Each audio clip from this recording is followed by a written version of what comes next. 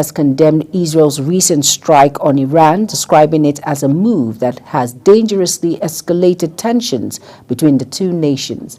In a statement issued by the spokesperson for the Ministry of Foreign Affairs, Kinebi Emefa, the federal government expressed deep concern over intensifying hostilities which have involved sustained missiles and arsenal attacks exchanged between Iran and Israel. The federal government called for an immediate end to the violence and urged both countries to show maximum restraint. The presidency has debunked viral lists circulating online that falsely claims that human rights activist Aisha Yesufu and 35 others were recently awarded national honors by President Bola Ahmed Tinubu.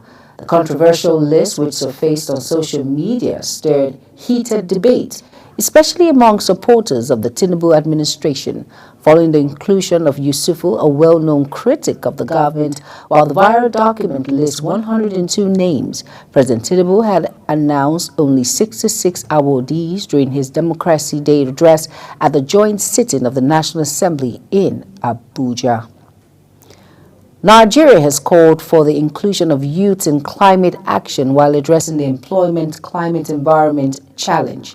Speaking on energy transition during the panel discussion on Global Coalition for Social Justice at the just concluded International Labour Conference in Geneva, Switzerland, the Minister of Labour and Employment, Dr. Mohammed Inyadi, observed that with over 41 million people engaged in the informal biomass sector, even as youth unemployment remains a significant challenge, the employment climate environment nexus is particularly critical.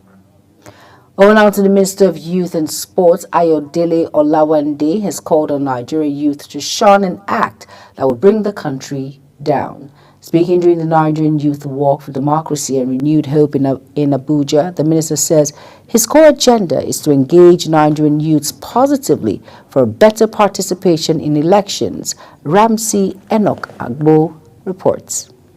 The Minister of Youth and Sport, Ayodele Olawande, during the Work for Democracy and Renewed Hope for Nigerians by Nigerian youths, says President Bola Tinubu is putting up reforms that will benefit Nigerian youths now and in future. President Bola Ahmed Tinubu is doing a reform that is going to affect the life of the youth positively, not because of today, but the reforms that is going to affect our futures and those that are unborn and the young people, the teenagers and everybody.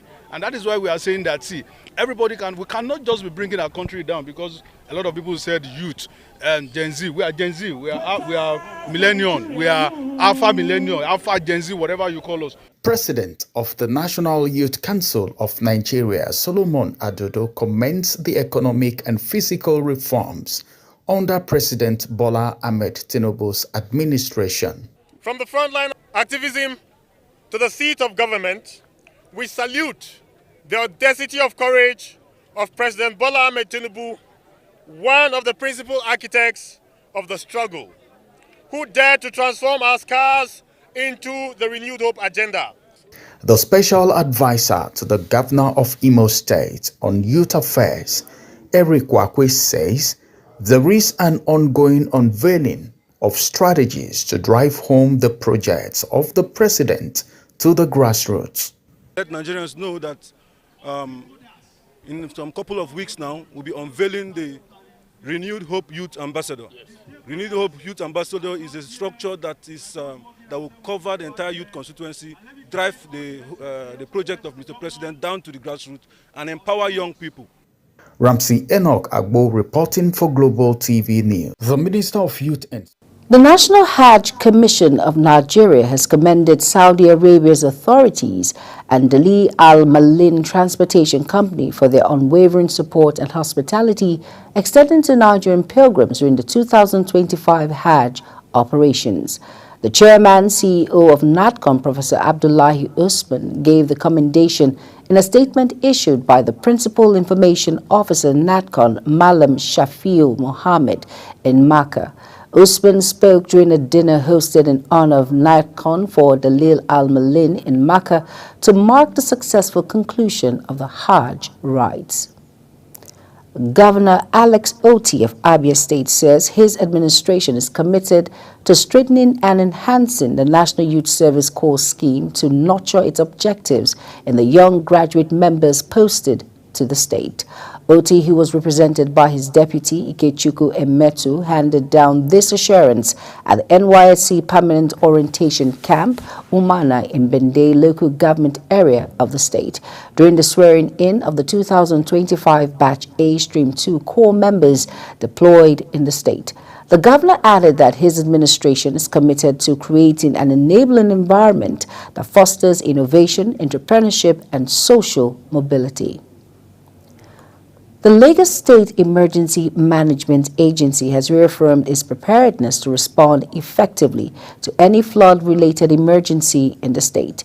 The Permanent Secretary of LASEMA, Dr. Olufemi Oke Osonyitolu, made this known during the flag-off of the 2025 Flood-Free Lagos campaign. It was reported that the campaign included strategic visits to the Lagos State Environmental Protection Agency and the Ministry of Local Government and Community Affairs. He stated that the campaign was in response to early warning from the federal government indicating that Lagos was among states at high risk of flooding during the rainy season. In the meantime, the Kebbi State government has commenced the evacuation and clearance of drainage systems across sensitive areas of the state. The Commissioner for Urban Development, Hayatu Bauer, made this known in a statement issued to journalists in Birnin, Kebbi. He explained that the exercise is part of ongoing effort to prepare the state ahead of the rainy season. According to the Commissioner, the clearance is aimed at removing waste and other blockages from the waterways to ensure the free flow of rainwater, thereby preventing the overflow that often leads to flooding in residential areas. The Nigerian Meteorological Agency has predicted thundery and raining weather activities from Saturday to Monday across Nigeria.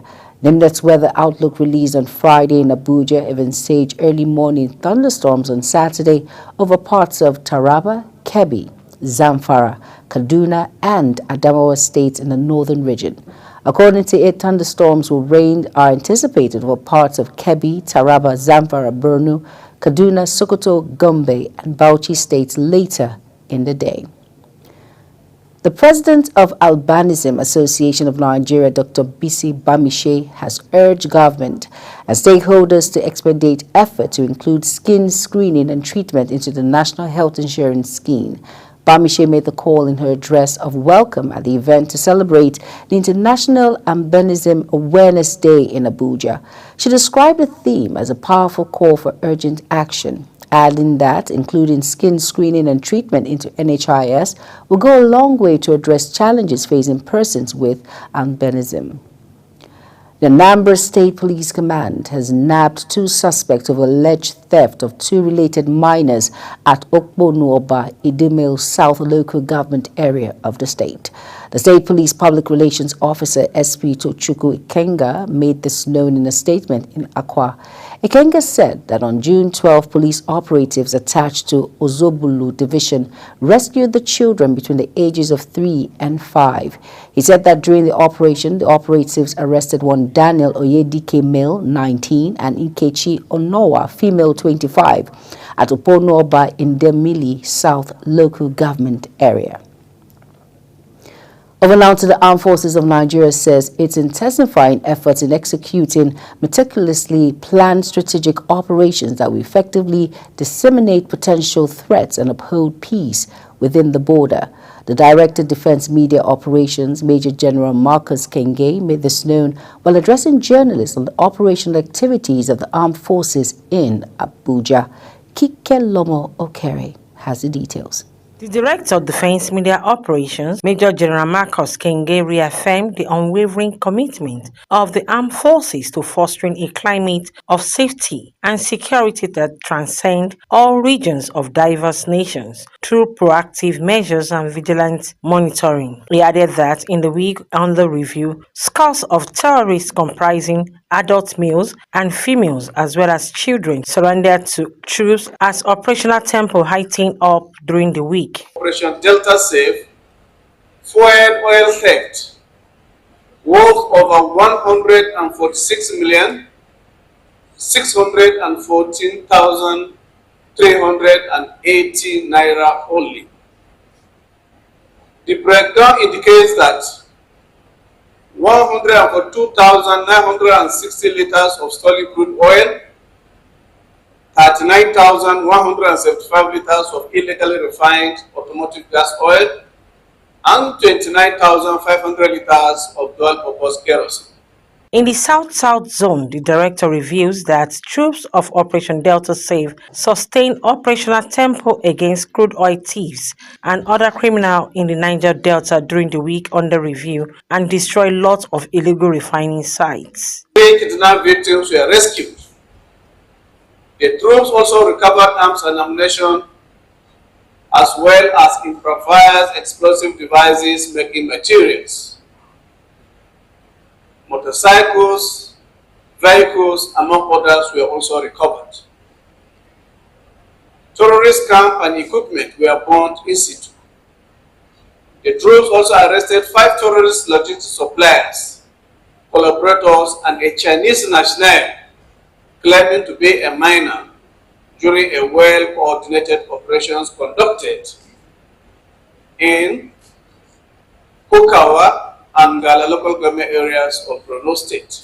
The military high command, however, solicits for cooperation of the populace in line with the non-kinetic operations in a collective effort to safeguard the nation. Kike Lomo Okeri, Global Television News.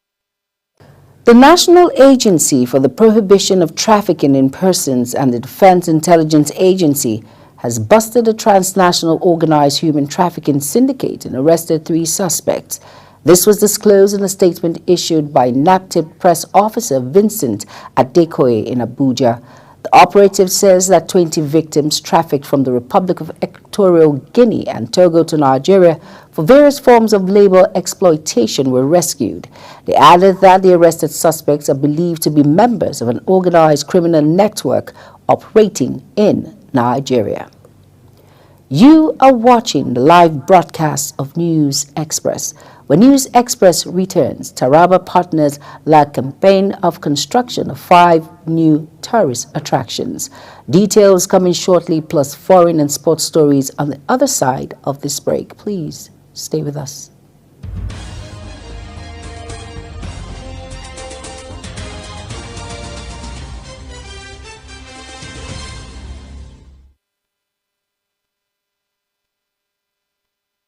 You're welcome back, and if you're just tuning in, this is News Express on Global Television. Thank you for staying with us. In business now, amidst the rising spate of food insecurity in the country, the Federal Ministry of Agriculture and Food Security has announced plans to hold a solemn prayer session. An internal memo signed by the Director of Human Resource Management, Adedayo Modupe, invited staff members to participate in a series of solemn prayer sessions aimed at seeking divine guidance and protection as the ministry supports the government's effort to achieve national food security. Meanwhile, another memo signed by the director indicated that the prayer session scheduled to commence on Monday has been postponed till further notice. The Joint House of Representatives Committee on Public Accounts and Public Assets has invited the Minister of Finance, Wale Adun, and the Central Bank of Nigeria Governor, Olayemi Cardoso, to appear before it on Monday, June 16, 2025, over allegations of non-compliance with the provisions of Fiscal Responsibility Act 2007. The top government officials are also expected to answer questions on internal control weaknesses identified in the 2021 reports by the Office of the Auditor General of the Federation. In a letter signed jointly by the Chairman, House Committee on Public Accounts, Bamidele Salam, and Chairman, Committee on Public Assets, Adomiron Kuye, the committee asked the Finance Minister and CBN Governor to provide details on remittance of operating surplus to the Federation account by the Apex Bank in line with the provisions of relevant laws and regulations. The Director of Energy Security in the Office of the National Security Advisor, Ojukaye Flag Amachere, has warned against illegal bunkering activities, emphasizing that anyone found guilty of such acts will be persecuted and imprisoned no matter how highly placed. Flag Amarchere, represented by young Harry Amakiri, noted that the Office of the National Security Council has already persecuted over 100 individuals involved in oil bunkering activities and pipeline vandalism. Flag Amarchere stated this during the monthly stakeholders meeting convened by the Management of Pipeline Infrastructure Nigeria Limited in Port Harcourt, Rivers State.